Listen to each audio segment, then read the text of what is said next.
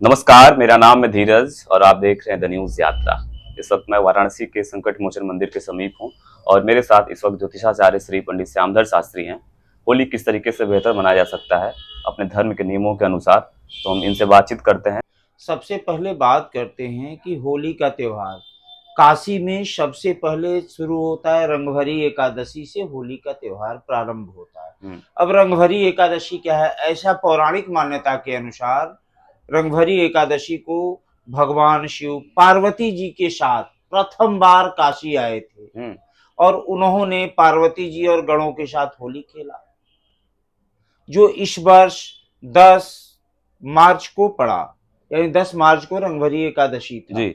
फिर ठीक 11 मार्च को हमारे यहाँ मशान की होली खेली गई, क्योंकि भगवान शिव उस दिन गणों के साथ होली खेले, पार्वती जी के साथ खेले, लेकिन जो भूत प्रेत पिशाच, जो निगेटिव एनर्जी जिसको कहेंगे, उसके साथ भगवान शिव नहीं खेले। तो इसलिए रंगभरी एकादशी के ठीक अगले दिन हम मशान की होली के रूप में मनाते हैं, यानी निगेटिव एनर्जी। अब देखिए हमारे धर्म की खूबसूरती क्या है कि जहां सकारात्मकता का पूजन करते हैं, वहीं हम नकारात्मकता का भी ध्यान रखते हैं। जो नकारात्मक चीजें, उसके साथ भी हम उत्सव मनाते हैं। यह सिर्फ परंपरा देखने को केवल भारतवर्ष में ही मिल सकता है।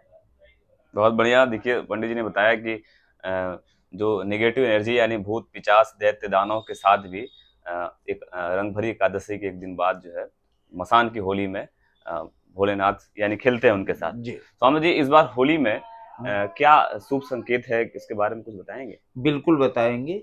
सबसे पहले हम बात कर लेते हैं मुहूर्त का। हम्म। होलिका दहन। होलिका दहन 13 तारीख को रात्रि 10:37 के बाद होलिका दहन किया जाएगा। इसके पीछे जो पौराणिक मान्यता है या पौराणिक परंपरा है, पौराणिक मान्यता के अनुसार हिरण्यकश्यप नाम का जो अति प्रतापी राजा हुआ करता था, उसके एक पुत्र जन्म लिए जिनका नाम था प्रहलाद। प्रहलाद।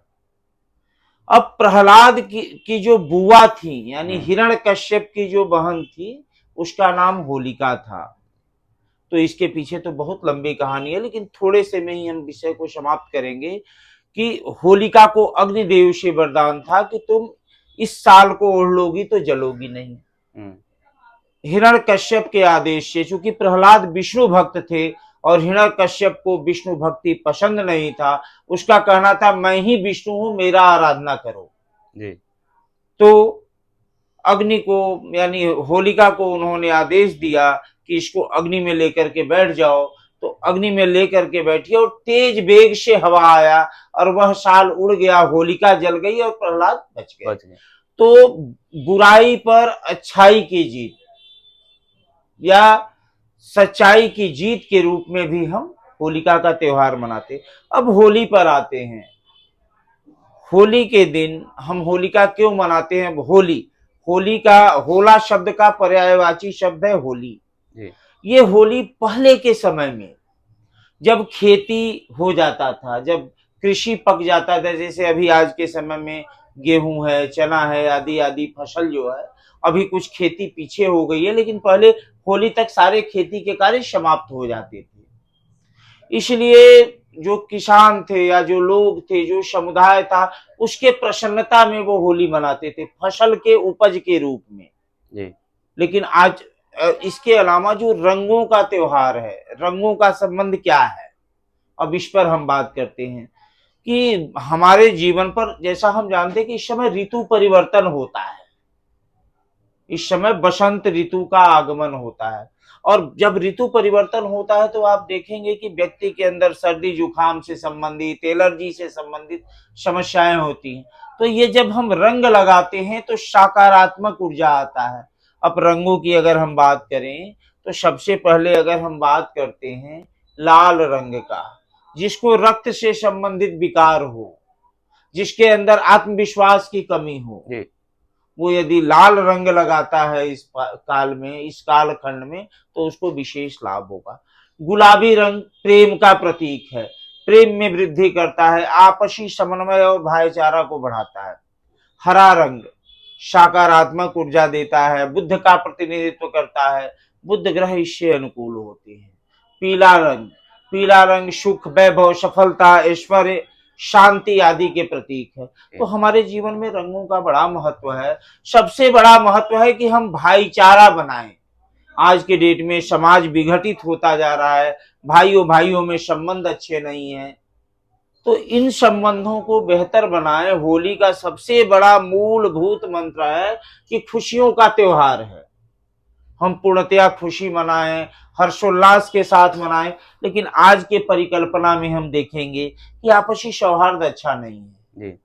वे मन से हम कोई काम करते हैं। तो सभी से, आपके चैनल के माध्यम से हमारा संदेश है कि सभी लोग हर्षोल्लास के साथ, प्रेम के साथ होली का त्योहार मनाएं। अब हम कुछ एक बात करते हैं कि इस होली में कुछ छोटे छोटे उपाय करके जी। आप अपने जीवन को सही कर सकते हैं। सबसे पहले तो जब होलिका दहन होता है, तो होलिका दहन में जैसा हमने कहा कि बुराई पर अच्छाई के जीत के रूप में देखा जाता है। तो जैसे कोई शारीरिक रूप से बीमारी से पीड़ित रह रहा हो, या कह लीजिए मानसिक तनाव में रह रहा हो, जी। तो ऐसे लोग थोड़ा सा लकड़ी ले लें, वो कोई भी लकड़ी हो, 5 गोहरी ले लें, जिसे गोईठा के रूप में भी लोग जानते हैं, और शरीर में उबटन यानी तिल, वो सरसों के तेल का, या सरसों जो होता है उसको पीस करके उबटन बनाया जाता है, पूरे शरीर में मालिश करें। पहले के परंपराओं में लोग करते थे, आज तो उतना नहीं हो पा रहा है, केवल थोड़ा सा छू करके लोग कर देते हैं। उसको करें और 5 अगरबत्ती आप डालें, तो जितनी भी, हाँ, तो पूरे 1 साल तक आरोग्यता के लिए काफी अच्छा और बेहतर होता है कि आपको शारीरिक लाभ मिलेगा। जी पंडित जी, इस बार की जो होली है ज्योतिष के अनुसार उसमें क्या महत्वपूर्ण, मतलब कि क्या बेहद है इस बार की होली? सबसे मतलब किस तरीके से बेहतर आप कर सकते हैं ज्योतिष के अनुसार? देखिए, ज्योतिषीय गणना के अनुसार तो कुछ ऐसा विशेष नहीं है, क्योंकि आजकल ऐड और प्रचार में देखा जा रहा है, उस विषय पर हम कोई चर्चा नहीं करेंगे। लेकिन होली एक अपने आप में पूरे वर्ष में एक बार यही एक ऐसा त्योहार है जो हम रंगों के साथ मनाते हैं, और हमारे जीवन पर कलर का, रंग का एक अपना विशेष प्रभाव होता है। कलर और रंग हमारे स्किन के लिए काफी लाभप्रद होता है, लेकिन आजकल कलर भी अच्छे नहीं आ रहे हैं, उसमें भी मिलावट है। तो देख करके और अच्छे तरीके से आप रंगों का त्योहार मनाएं। स्वामी जी कह रहे हैं पंडित जी कि इस बार की होली में भक्त यानी जो भी होली मना रहा है उसको किस तरीके के कलर का कपड़ा पहनने में ज्यादा उसको जो है मतलब हो सकता है कुछ लाभ? देखिए, ऐसा है कि जहां तक कलर की हमने बात कहा कि जो लोग आपसी भाईचारा चाह रहे हैं, वो तो आपने गुलाल के बताया, मैं कपड़े की बात कर रहा हूँ। अगर कपड़े की बात कर रहे हैं तो कपड़े का कोई ऐसा विशेष नहीं है कि इस कलर का ही कपड़ा आप पहने। वस्त्र कोई भी आप धारण कर सकते हैं अपने सुविधानुसार। मेरे मेरे साथ इस वक्त काशी के विख्यात जो हैं ज्योतिषाचार्य श्री पंडित श्यामधर शास्त्री जी हैं, और इनसे तमाम मेरी सवाल हो रही हैं कि होली को विशेष ज्योतिष के रूप में किस तरीके से ये हमें सुझाव दे रहे हैं, और ये मैं आप तक भी साझा कर रहा हूँ। तो तमाम सवाल बाबा, ये सवाल पंडित जी ये होती है कि इस होली में किस मंत्रों का ज़्यादा जाप करे तो बेहतर होगा? देखिए, इस होली में जहां तक हम बात करें, और किसी मंत्र को सिद्ध करना है किसी व्यक्ति, क्योंकि होली के समय बहुत से जो होते हैं वो घाट पे, शमशान पे बहुत जगह करते हैं, तो उसका कुछ महत्व बताएंगे? देखिए, ऐसा है कि जो हमारा धर्म कहता है, साधना कभी भी कर सकते हैं, लेकिन उसका जो शुभ मुहूर्त होता है, जो होली के समय होता है या होलिका दहन के समय होता है, विशेष रूप से होलिका दहन की रात्रि साधना और पूजन के लिए लाभप्रद माना जाता है। अब मंत्र साधना है क्या, इस पर हम बात करें। कोई भी आप छोटा सा छोटा मंत्र ले लें, बड़ा सा बड़ा मंत्र ले लें, आपका सोच सकारात्मक होना चाहिए। किसी के नुकसान करने के उद्देश्य से या किसी के नकारात्मक ऊर्जा देने से संबंधित अगर करते हैं तो वो गलत है। अब जैसे बहुत सारे लोग हैं, केवल मंत्र राज ओम नमः शिवाय का ही केवल आप जाप कीजिए। कहा गया एक साधे सब सधे, तो जो आपको सुविधा हो उस हिसाब से जाप या ध्यान या पूजन कर सकते दोस्तों आप देख रहे हैं मेरे साथ ज्योतिष श्री श्यामधर शास्त्री हैं और ये काशी के विख्यात पंडित हैं।